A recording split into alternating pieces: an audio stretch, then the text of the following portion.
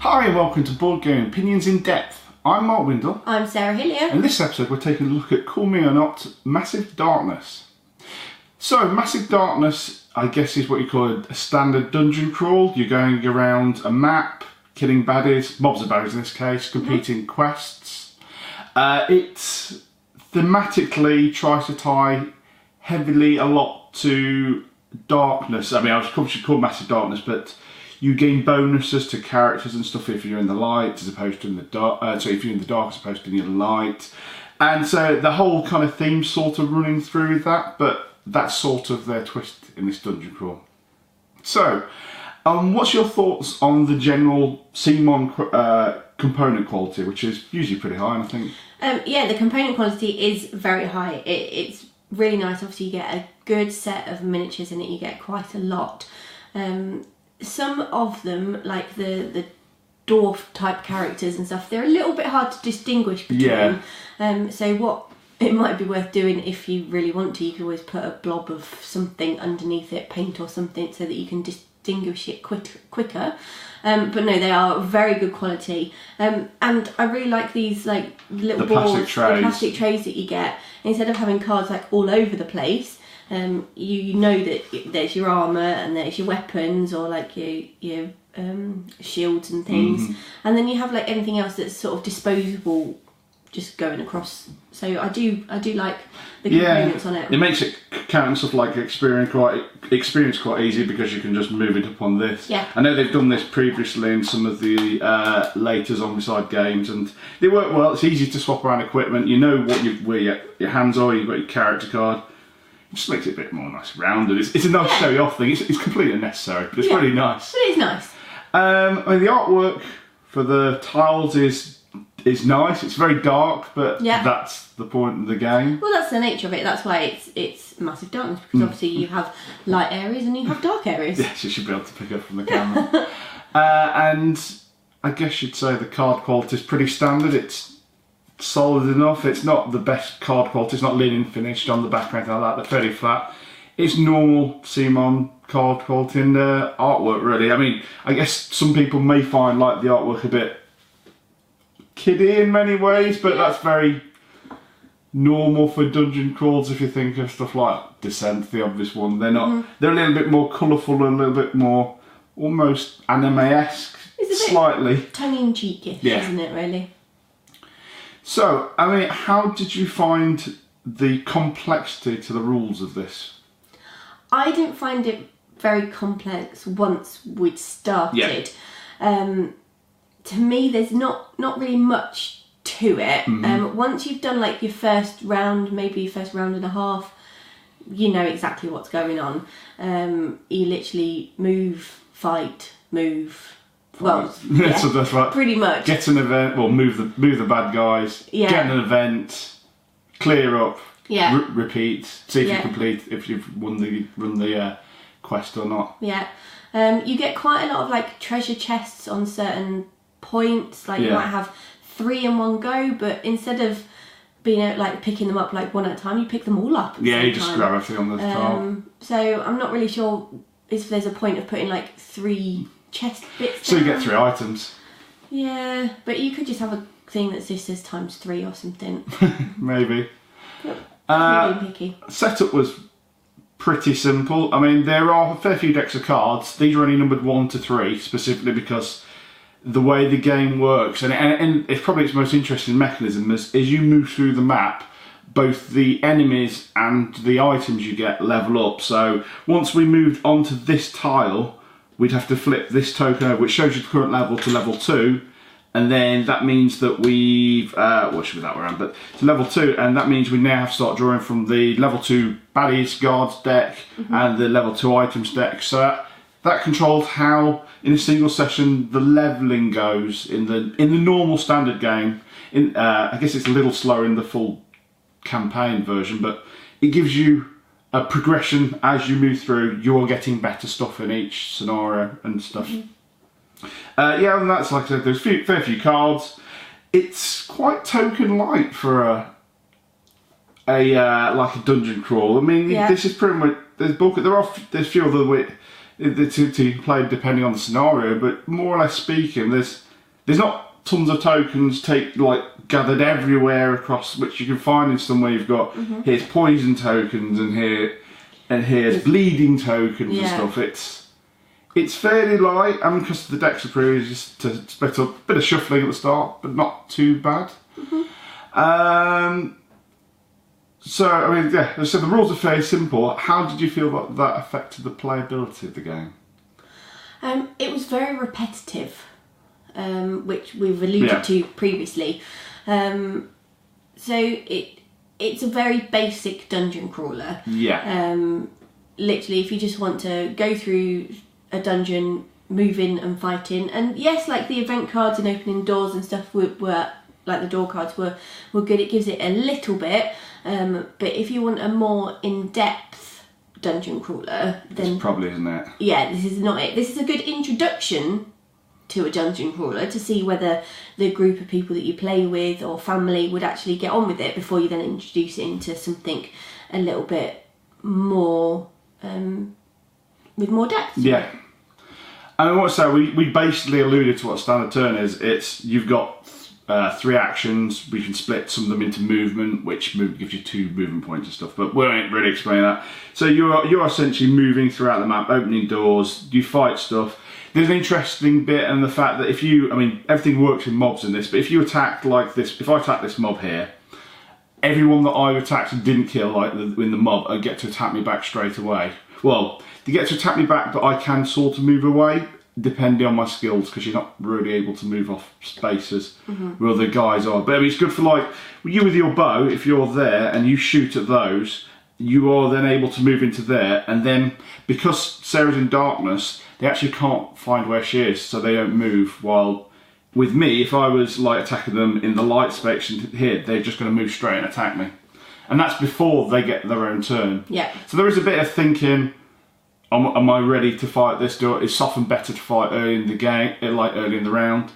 And also working out your positioning, because you know how they're going to react. Their AI, their movement's very simple. They basically, can they attack? They will. If not, they'll move. Can they attack? They will. If not, they'll move. And they move first towards people in line of sight and then towards people in the light. So that's why hiding in the darkness is good, because they often won't move in your direction. Each character has quite varied. I mean, the characters are varied. Did you find that we had different abilities? Obviously, some of the dark abilities and our general character one. Very much so. I found that we sort of complemented each other with it, because you were into fighting up I was a tank, wasn't I? Yes, really? Yeah. Whereas I was staying back and being more ranged items with shooting with my bow and stuff. And we did find that me with my bow, it was stronger than you running in with your tank, but it was able that you had more health, so that you could then take the hits, whereas I then picked them off. So it did work quite well. I mean, obviously we've only played it through with these. We're not sure how the other characters fit together, but if it's as well as these do, then it's really good. I quite like, for example, I was playing a paladin, so what I could do is I could get the monsters to hit me instead of Sarah, which that's quite interesting. And then, as I mentioned, everybody has a darkness ability, special ability, so you often may want to try. That's one of the interesting issues. You may want to try and get in a position where you can be in the darkness and do that action to get a bit of a boost. But they're all fairly simple. And then they've also got these big. I mean, there are sheets of paper in this. I've not filled this one out to give a better example how it starts before I start crossing it all off. But as you level up and as you get experience for killing stuff, you can tick these off to gain your points. But if you notice, they've got level 1, 2, 3, 4, and 5. So these again link directly to the map, and as you move through, so you can pay for a level 4 ability before you get to level 4, but you can't use it till that point. So there's quite a bit of variation on these, and you can feel different ways that you get to boost your character. So they're interesting, and they do offer some variability. But I kind of agree with Sarah. In the end of the day, I think the games we've played have generally taken a couple of hours. And there's just no reason for it to. I don't know. I mean, you end up moving a lot of mobs around because you fight things as mobs. You don't really attack individual characters. Yeah. Because you essentially kill the standard ones, and then you get to fight the boss who has an item. And if you finish them off, you get to take the special item. But So there's a lot of placing a lot of miniatures down the board, and you get a ton in the box, and even more in all the expansions. We're talking 50 sort of plus. You get big mobs of groups. I mean, for us, because we're only players 2, we in this case we get 2 times like the boss plus 2 times the number of people, like players. So if we're playing as a 4, we'd actually have 8 of these guys and the boss in there, which is quite a lot. But it just was slow, and it just. Because we were just moving around, it's like move, fight, move, fight, move, fight. Yeah. We were trying to complete an objective, but because you fight so much, it can be quite a slog. You're slowly whittling through them until you kind of hit a point in the game where we just got really strong. And then it was like, okay, we'll just take out that mob. Yeah. Like one of these, I mean, this is an example of one, like you get wandering monster guys, one of these appears. And then it's like, well, they're quite hard, and they were hard really early on. And then later you're just like, oh, just kill it. Yeah, it's just done. It's finished. It was the progression just went like from it was quite tough to this isn't the problem anymore, and even then it was still quite slow because what had happened is then something else had spawned, so you've got to go and kill some more. Yeah. And I know it's a dungeon crawl and you fight monsters and stuff, but it just feels like it had that zombie side waves, but without the pressure of it, because I didn't feel like we were gonna fail. After it was like, I think it was about the time on generally when you get between 2 and 3. When you hit the 3rd tile, it just got quite simple. Yeah, I agree. And so you go. I mean, there are variation in the objectives, but 90% of this game is move, fight, gain new items, gain loads of items, realise you don't want half of them, discard them on repeat.